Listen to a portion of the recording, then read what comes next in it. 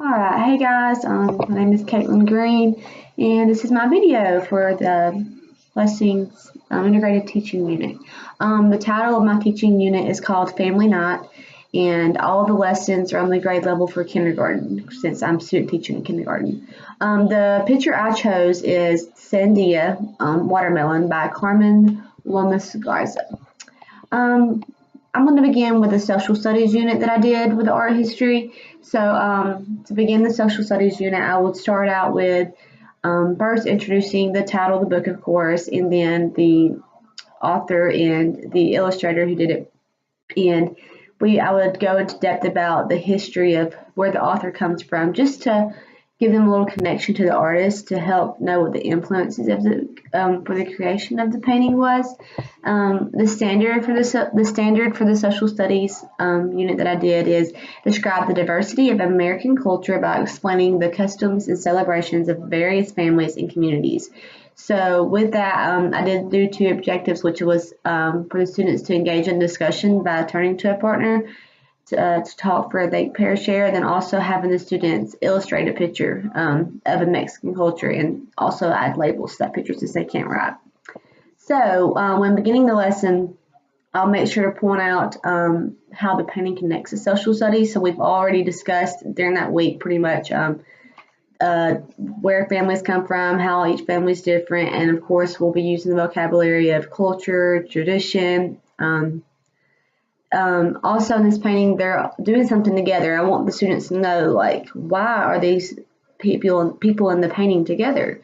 And I want the students to know that the artist is known for making her experiences from her culture in the painting. That's where they come from. So I'll be like, we know that the location of this painting is outside with people on the porch of a house. So what are some clues that we can see in the painting that tell us what the people are doing? And like, who do you think these people are? Think about what you see, and then they'll turn to a partner and share with them on why they think that their idea is important. And then I would have the students all raise their hand. We would all be able to share what we think about the people, who we think they are, and then we'll say, well, what tells you they are family? Because of course they're going to say family, and then we'll say, well, what do you do with your family a lot? And is a family in the painting different from yours? Are they similar to yours? Just different things. Let them discuss. And then we'll discuss how everyone comes from a different family and different background, different cultures, and how in the Mexican American culture, it's all about tradition. So then I'll have them turn to their neighbor again and discuss what they think about tradition in that painting. And then we'll discuss that with pointing out to images and saying, what about this image? What about this person? Their way they're shaped or way they're standing tells you about the tradition. And then the students are going to create an illustration of the American culture in their everyday life. And I'm going to ask them, what tradition do you have in your family? So we know that the artist in this picture, what her tradition is, but what is your tradition? Then we come to the assessments. So for my rubrics, it's based on 1, 2, and 3 points. And it's if the student's illustrating pretty much a drawing that tells what the American culture or tradition is to them.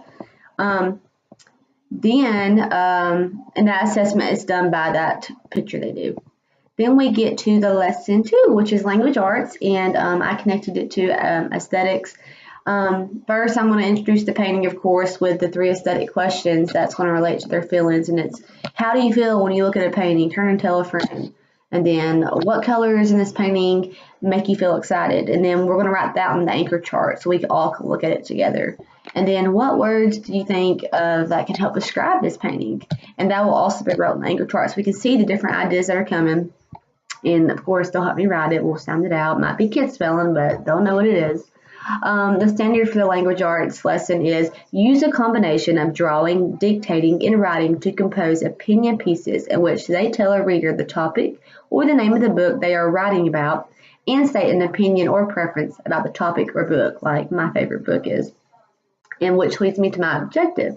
So the objective is mainly for the students to be able to illustrate a picture with their family in the painting with different colors of how you feel, and then they'll add labels to the picture with the sounds that they hear. So it's not going to be full words, but as long as they have the sounds they hear, then that's good.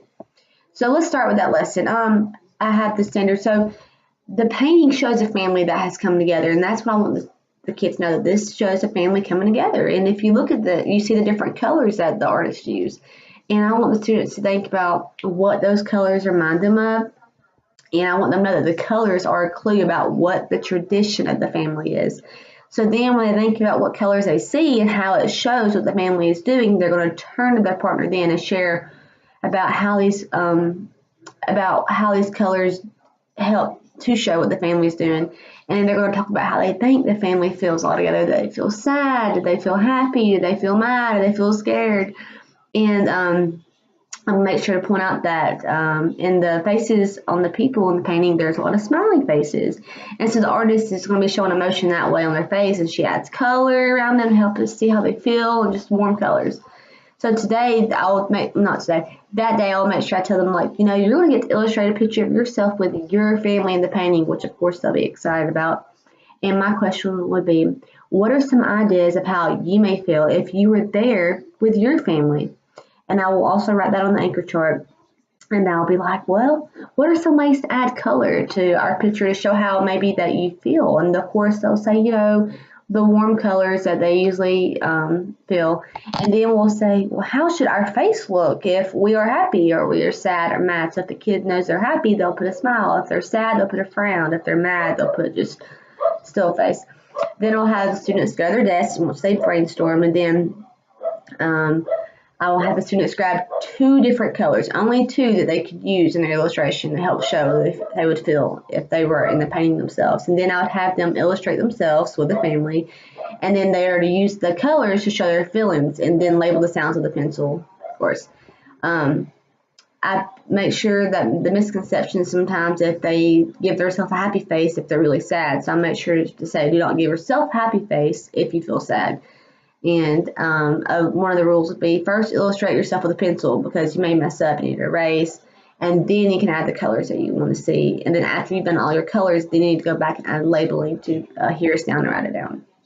The assessment for the language arts piece is also based off a rubric, which is 0, 1, 2, 3 points. The highest points being 3 is where the student correctly illustrates a picture of themselves with their feelings, and the student also labels the illustration with sounds.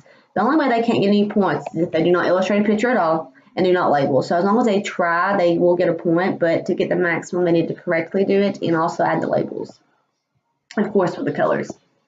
This leads to my math lesson, which is connected to the shapes, which is how I connected to the math objective because there's a lot of shapes in the picture. I want the standard to be have is describe objects in the environment using names of shapes and describe the relative positions of these objects using terms such as above, below, in front of, behind, next to, and that leads to my objectives, which are the student will identify and use 4 different shapes in their illustration with a lake background. And they will also engage in discussion with the student for like a think, pair, share, when stating like where their shapes positions are in their illustrations. So for the math lesson, first I'll point out in the image that connects them to the math topic. So I'll say we've been talking about our artist Carmen, and I'm going to use the ideas of positions of where her shapes are. So I'll be like, what shapes do you see in the painting? In this painting, can you identify if the flowers are in front of the house or are they on top of the house?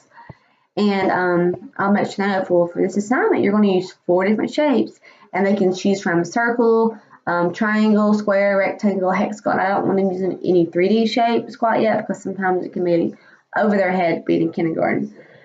And then as I tell them to pick those 4 shapes they want, and they have to position those shapes around the lake. And I want them to also verbally state to me and their partner if it's the shapes above, is it behind or beside, or is it in the lake? And those shapes will be cut out by the teacher for the student to choose from, and then the student's going to glue those shapes down on their paper. And when the background's illustrated, those shapes are glued down after that, and they will label their shapes' names here in sound, write it down. And the assessment for that piece is also based off a rubric, which is from a 0 to 3 points, and the 3 points being the highest. And if the student does use 4 different shapes and identifies its position with the background in the illustration, then they get the full points. The only way they don't get any is if they cannot use any shapes or identify any positions within the background in their illustration. Let's see. So the visual art standard for that project is generate and conceptualize artistic ideas and work. So the students are going to be able to create a butterfly and using geometric shapes and colors. So I have that for the visual art project, the art technique is that students will use a creative process of creating shapes into an outline butterfly. So first they're going to use their pencil to outline the butterfly and the shapes they want in their butterfly, because the butterfly is already going to be outlined for them. And then they're going to choose where their colors will be on. And the student will then use the technique of a crayon to add different colors. Images I want to be included in the artwork are squares and circles, of course, in lines, and then different colors. The major elements is several colors, shapes, circles and squares in the lines, which can be different. It can be squiggly lines, you know. For the assessment for the art project, the student completed creating an art project using geometric shapes and colors, of course, and this leads to my last lesson, which is my science and with the art criticism. So the standard for my science is obtain, evaluate, and communicate observations about time patterns like day to night and night to day, and the objects, which is the sun, the moon, the stars, and the day and night sky. So that leads my my 4 art criticism questions is what shapes do you see in the picture, or what words would you use to help describe this picture, or what things do you see in the painting, or what objects do you see in the painting, or what colors do you see in this picture. The students are going to illustrate their own pattern of day and night, or daytime or nighttime, and then they're going to verbally discuss what objects they see in their illustration. So, of course, I'm going to point out in the painting that the sky helps us know what part of the day is. We know that it's kind of probably nighttime with the moon and stars, which connects to the science standard. And I'll tell them we've been discussing, you know, the different patterns we see at different times of the day. And at nighttime, you know, we always see a moon, and during the daytime, we always see the sun. And so, of course, I'll tell them, like, you know, we've been working on our anchor chart about what objects we see. In our anchor chart, we know that in the daytime, you have clouds, you have the sun, the sky's usually blue. At nighttime, you have the moon, you have the stars that are yellow, and it's usually black. And as I send the students off to their desk, they're going to be illustrating on a half piece of paper in the daytime, and the other do nighttime. And then I'm going to come around and check off the students that can verbally describe the patterns they're illustrating and what colors they use, and then the objects that I'm going to be seeing in the daytime for them, or if they have nighttime. The assessment for that piece is also based off a rubric from 0 to 3 points, with 3 points being the highest, and that's if students can illustrate objects for both daytime and nighttime using color, and if they can verbally state the patterns that they see between the two. The only way they will not get any credit is if they do not try at all. And that is it. Thank you.